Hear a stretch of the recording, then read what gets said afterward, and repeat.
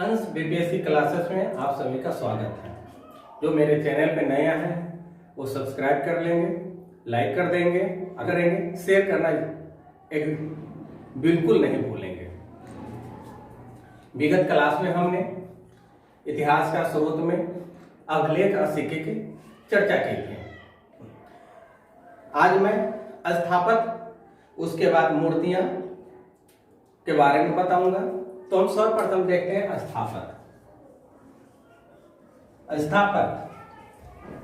स्थापत्य कला की हमें जो जानकारी मिलती है वो मूर्तियों या मंदिरों में देखने को मिलती है। विशेष कर करके मंदिरों में, जहां इन मंदिरों को दक्षिण भारत में द्रविड़ शैली से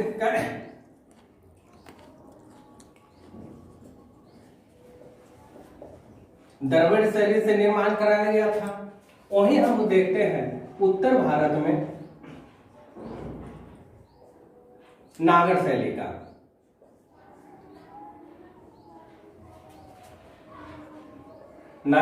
का से निर्माण होता है। और बीच भारत जो होती है, यानी कहने का अर्थ कि मध्य भारत में अगर हम देखते हैं तो इस शैली को और इस शैली को दोनों को मिला दिया जाता है। ये दोनों को मिलाने के बाद एक नई शैली का पदार्पण होता है, वो है बेसर शैली।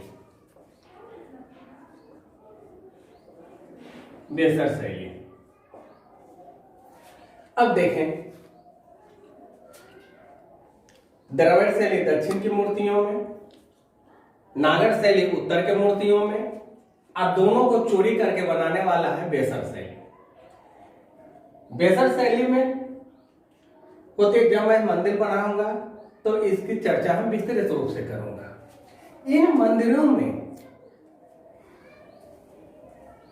जो गुदा हुआ है या जिस तकनीक का प्रयोग किया गया है, उससे हम लोग उस समय के इतिहास के बारे में पता करते हैं और जानने का कोशिश करते हैं कि किस तरह से उस समय की आर्थिक स्थिति क्या थी, राजनीतिक स्थिति क्या थी, धार्मिक स्थिति क्या थी, सांस्कृतिक स्थिति क्या थी। हम लोग इसकी जानकारी इस मंदिरों से प्राप्त करते हैं। अब आती है मूर्ति। हम मूर्तियों की बात करते हैं। मूर्तियों प्राचीन काल में हम जब देखते हैं तो कुषाण हुआ, गुप्त हुआ, शुंग हुआ या मौर्य हुआ, इसकी आर्थिक स्थिति की जानकारी हमको प्राप्त करने के लिए इन मूर्तियों का सहारा लेना पड़ता है। यानी कि हम कह सकते हैं सामाजिक, आर्थिक, सांस्कृतिक, इन सब की जानकारी हमें इन मूर्तियों से प्राप्त। अब आइए चित्रकला।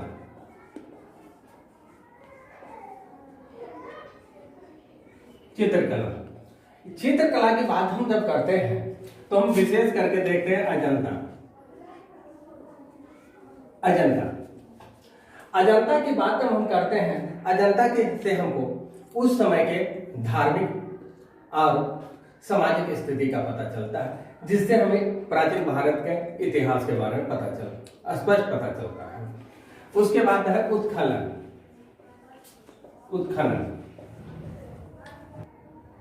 उत्खनन से हमें उस समय के इतिहास की जानकारी स्पष्ट रूप से मिलती है। विशेषकर प्रागैतिहासिक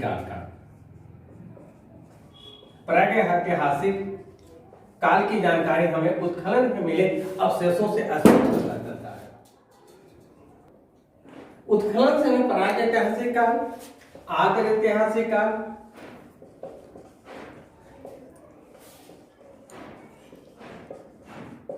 आदिऐतिहासिक काल, प्रागैतिहासिक काल की जानकारी मिलती है। इस उत्खनन के आधार पर हम कह सकते हैं कि हमारे यहाँ लौह का विकास करीब 11वीं शताब्दी ईस्वी पूर्व में हो चुका था। इसके बाद हम देखते हैं साहित्यिक स्रोत।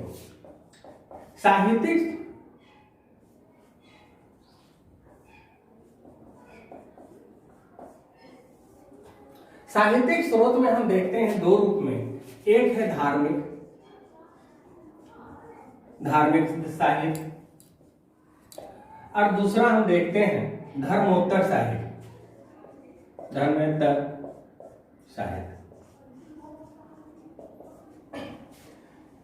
धार्मिक साहित्य को हम देखते हैं और दूसरा है धर्मेतर साहित्य। ये दोनों से हमको प्राचीन भारत के इतिहास की जानकारी स्पष्ट रूप से मिलती है।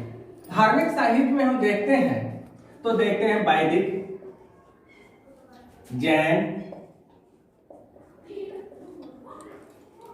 बौद्ध साहित्य,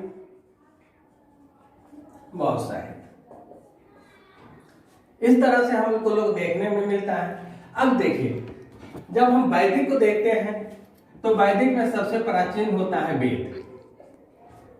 वेद से हमें उस समय के सामाजिक, धार्मिक, आर्थिक जीवन की जानकारी स्पष्ट रूप से मिलती है। अब देखेंगे वेद में ऋग्वेद सबसे पुराना है, वेद है। ऋग्वेद सबसे पुराना वेद है। ये आपको एग्जाम की दृष्टि से महत्वपूर्ण होता है। दूसरा जो सबसे महत्वपूर्ण है, जब वैदिक पढ़ाऊंगा तो मैं विशेष रूप से पढ़ाऊंगा, यहाँ है अथर्ववेद की चर्चा हम करते हैं। अथर्ववेद कि जब हम बात करते हैं तो अथर्ववेद ही एक ऐसा है जिसको हम लोग मौलिक ग्रंथ मानते हैं। मौलिक ग्रंथ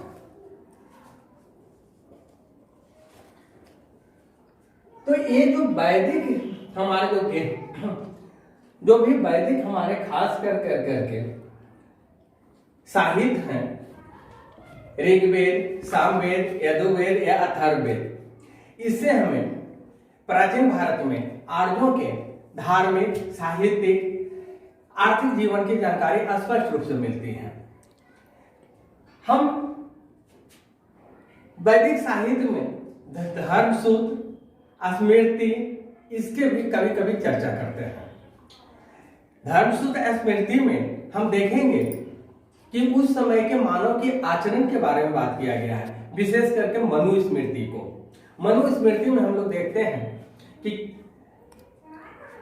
किस तरह से आदमी को आचरण करना चाहिए, उसकी नैतिक आधार क्या होना चाहिए, इसकी चर्चा हम करते हैं। तो हम कह सकते हैं साथ ही साथ कि मनुस्मृति हमारे भारतीय धार्मिक साहित्य में स्मृतियों में सबसे पुराना है। इसके बाद हम देखते हैं बौद्ध साहित्य को। बौद्ध साहित्य को जब हम देखते हैं तो प्राचीन भारत के धार्मिक, आर्थिक, सामाजिक, सांस्कृतिक जीवन की जानकारी हमको स्पष्ट मिलती है। अब देखिए, बौद्ध साहित्य जो है ये विशेष करके जो लिखा गया है वो लिखा गया है पाली में, प्राकृत में, जैसे मान लेंगे कि आपके लिए बहुत महत्वपूर्ण है। सबसे पुराना बौद्ध ग्रंथ की बात बौद्ध साहित्य में हम देखते हैं तो सबसे पुराना जो साहित्य आती है उसका नाम है त्रिपिटक। त्रिपिटक जो है आप देखेंगे इसको तीन है खास करके, सूत पिटक, विनय पिटक,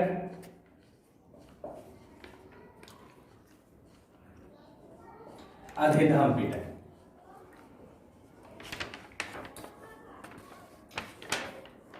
इन तीनों से हमें खास करके जानकारी मिलती है उस समय के सांस्कृतिक जीवन की, आर्थिक जीवन की और धार्मिक जीवन की। बौद्ध ग्रंथ जो है अंगुत्तर निकाय,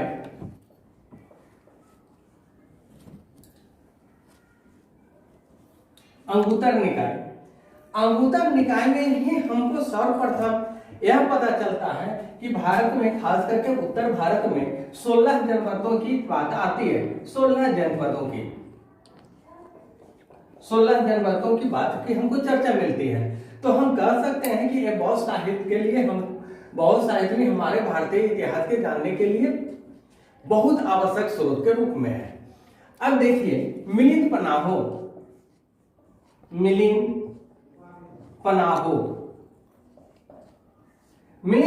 में आप देखेंगे यूनानी राजा मिनांडर और बौद्ध भिक्षु नागसेन के बीच जो वार्ता हुई है, यह दार्शनिक बातचीत थी। इसकी चर्चा आपको मिलिंद पनाहो में मिलेगी। बौद्ध साहित्य खास करके हम मिलिंद पनाहो में से ही नहीं, इसके आगे हम देखते हैं कि बौद्ध साहित्य से हमको तत्कालीन सामाजिक, आर्थिक या राजनीतिक जीवन की स्पष्ट जानकारी मिलती है, विशेष रूप से 6ठी शताब्दी ईस्वी पूर्व का। जैन साहित्य, जैन साहित्य के द्वारा भी हमें भारतीय इतिहास से मिलती है। विशेष करके हम देखेंगे कि हरिभद्र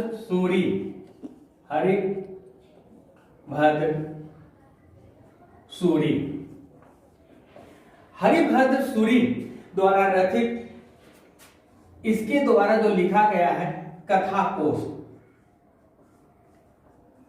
यानी कि हरिभद्र सूरी के द्वारा जो लिखा गया है कथा कोश, साथ ही साथ इसके बाद हम देखते हैं वासुदेव हिंडी, इसने भी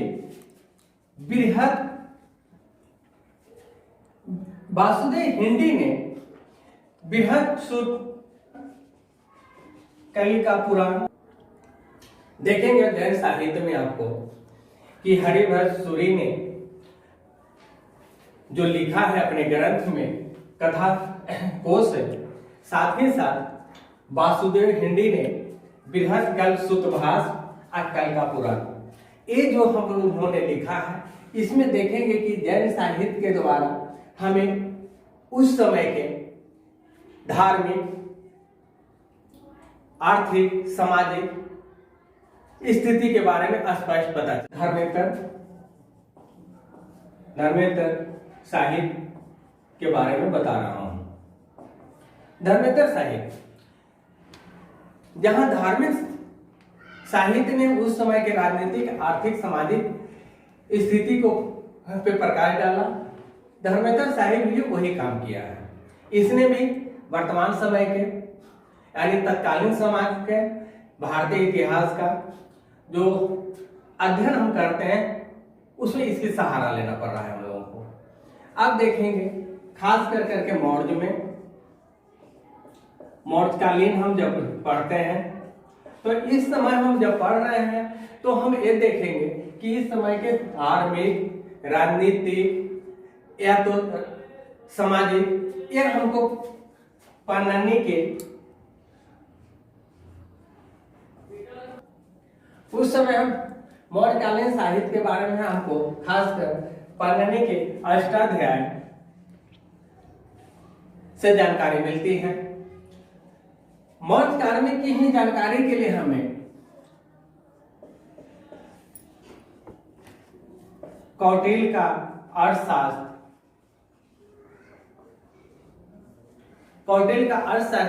ये उस समय की राजनीतिक व्यवस्था के बारे में हमको स्पष्ट रूप से बताता है।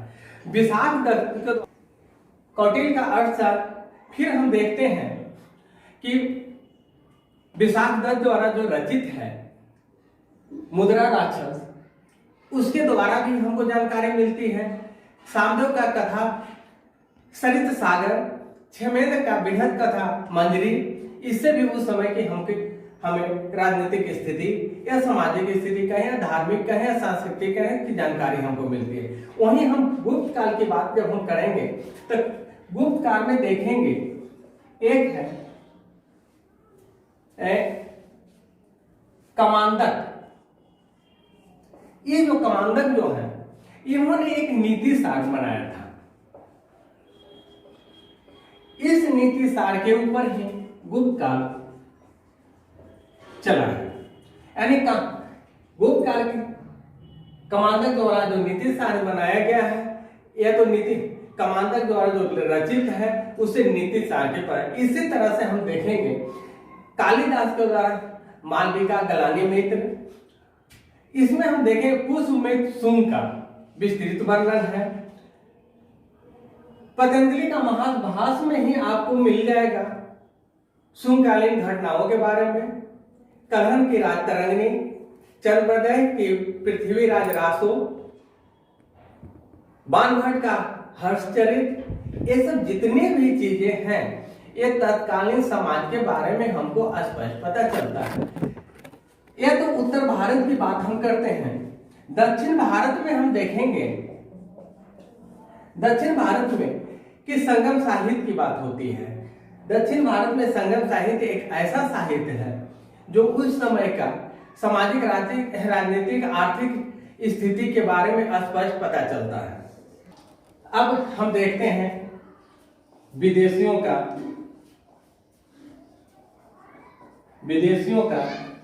यात्रा वृत्तांत। अब हम देखते हैं विदेशियों का यात्रा वृत्तांत। समय समय पे विदेशी यात्री हमारे यहाँ आते रहे, आते ही नहीं रहे, यहाँ के बारे में और जहां से आए उसके संबंधों के बारे में उन्होंने विस्तृत रूप से बताया है। जैसे हम देखते हैं हेरोडोटस को, हेरोडोटस, इसकी एक पुस्तक आई है हिस्ट्री,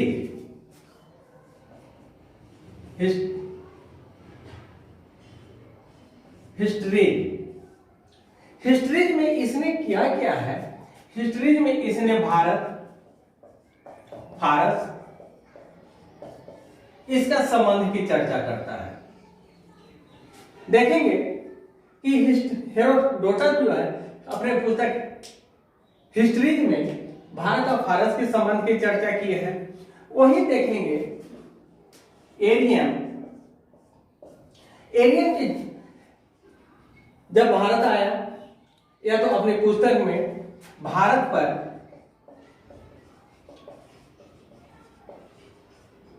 सिकंदर का आक्रमण, इसकी चर्चा करता है। इन्होंने विस्तृत वर्णन अपने एरियन बुक में आप देखेंगे कि एरियन में आप देखेंगे विस्तृत रूप से कि भारत पर सिकंदर के आक्रमण की जो वर्णन किया है। उसी तरह से देखेंगे मेगास्थनीज,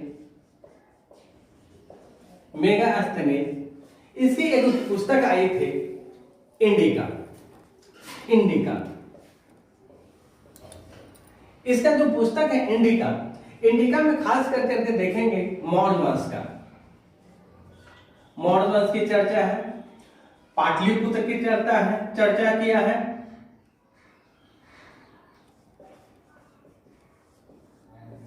इसने इस पाटलिपुत्र की चर्चा किया है। टॉलमी जो यूनानी लेखक है, इसने भारत का भौगोलिक विवरण को प्रस्तुत कर दिया। हम देखते हैं टॉलमी, ये जो है भौगोलिक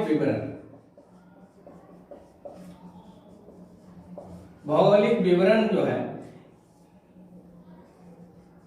भारत का, इसका इसने विस्तृत रूप से चर्चा किया है। आगे देखेंगे प्लिनी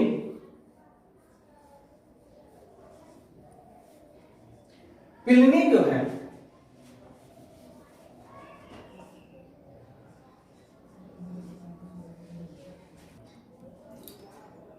प्लिनी ने नेचुरल हिस्ट्री में, इसको हम लिखेंगे नेचुरल हिस्ट्री में भारत के पेड़ पौधे, भारत के जानवरों की चर्चा विस्तृत रूप से किया है। अब हम देखते हैं चीनी यात्रियों का वृत्तांत। अब हम देखते हैं चीनी यात्रियों का वृत्तांत। प्राचीन काल में फाहियान, हुएनसांग,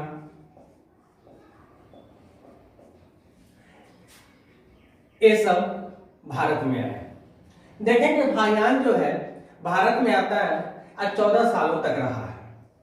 इसी तरह हुएनसांग जो है हर्षवर्धन काल में आया और 16 सालों तक रहा। इसने रहा 14 सालों तक, इसने रहा 16 सालों तक। ये आया हर्षवर्धन के काल में, हर्षवर्धन के काल में। आज इन दोनों ने तत्कालीन जो भारतीय समाज की सामाजिक, धार्मिक, आर्थिक व्यवस्था था उसके बारे में लिखा है। अब इसके बाद हम देखते हैं अरब यात्रियों का। अरब यात्रियों का विवरण। 9वीं शताब्दी में आपको देखेंगे कि सुलेमान भारत आया था। सुलेमान जब भारत आया वह पाल और परिहार राजाओं के बारे में स्पष्ट जानकारी दी। इसमें देखेंगे खास करके सुलेमान जो है ये जब आता है आने के बाद में प्रतिहार, उसके बाद पाल, ये दोनों जो राजाओं हैं इसकी जानकारी इन्होंने दी है। अल मसूदी भी भारत का अपने यात्रा वृत्तांत में खास करके राष्ट्र को, शासकों के बारे में बताता है। अलवरूनी,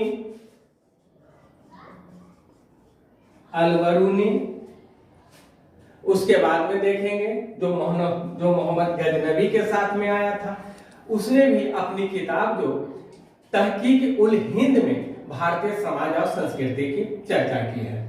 तो हम इस रूप से देखते हैं कि भारतीय स्रोत के रूप में जो इतिहास की हमको जानकारी देती है उसमें साहित्य है, यात्रा वृत्तांत है, मूर्तियां हैं, स्थापत्य है, फिर उत्खनन से मिले सामान हैं, सिक्के हैं, साथ ही साथ अभिलेख हैं।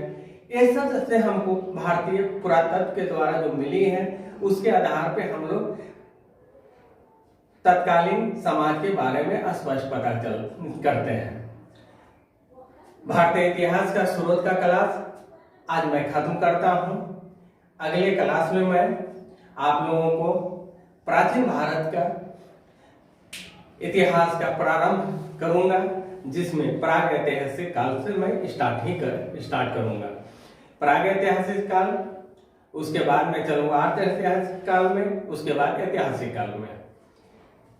जो मेरे नए वीडियो पे नए आए हैं वो सब्सक्राइब कर लेंगे मेरे चैनल को, साथ ही साथ लाइक करना ना भूलेंगे, शेयर करेंगे। अगर आप लोगों को किसी तरह का मेरे वीडियो में प्रॉब्लम आती लगता है या कोई अशुद्धि लगता है तो आप कमेंट कर करके जरूर से हमें बताएंगे। साथ ही साथ मैं इतिहास का क्लास ले रहा हूँ, हिंदी साहित्य का क्लास मैं नहीं ले रहा हूँ, इसलिए अगर कहीं लिखने में त्रुटि होती है तो उस पर ध्यान ना देंगे। कारण है कि हिंदी साहित्य में लिखने में हर्षई, दीर्घई, चंद्र बिंदु की बात होती है, लेकिन भारतीय इतिहास पढ़ने में इसकी कोई जरूरत नहीं पड़ती है। फिर मिलता हूं मैं अगले क्लास में।